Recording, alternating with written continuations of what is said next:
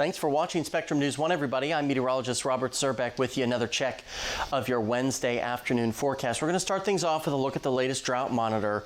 And most of us are in good shape. We do have some abnormally dry conditions west of Kentucky Lake. The updated version of this will come out Thursday morning, and I do expect, unfortunately, we've gone basically a month with almost no rainfall, this to fill in. Now, it should be short-lived because we are looking at quite a bit of rainfall over the next 72 hours. Unfortunately, that will come on Halloween. And you can see some spots here isolated, maybe 3/4 of an inch to maybe an inch of precipitation here along and south of the parkways. This is beneficial rain.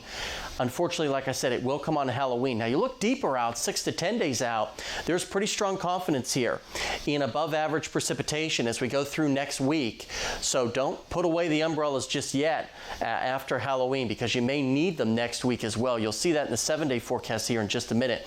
Overall, lots of sunshine. Rest of today, very warm, breezy at times as well. Notice temperatures by this evening only into the lower 70s, so incredibly mild.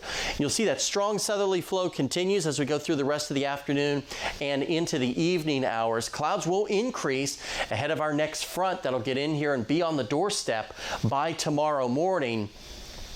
You see maybe a couple of stray showers for the morning rush, but by the lunch hour, here comes some of that rainfall. I think most of this is through by the time the trick-or-treaters hit the streets, but there could be leftover showers and things will be wet, so it just won't be the ideal conditions for trick-or-treating tomorrow evening. Normal high is 66. We are blowing that out of the water today for the most part, into the 80s.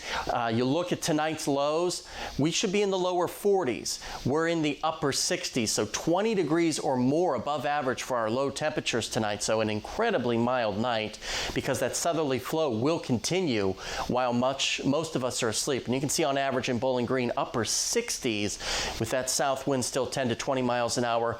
It does look wet for our Halloween, unfortunately, before we start to dry out getting into the weekend. Don't forget daylight saving time ends Saturday and into Sunday, so you got to turn those clocks back an hour as you go to bed Saturday night.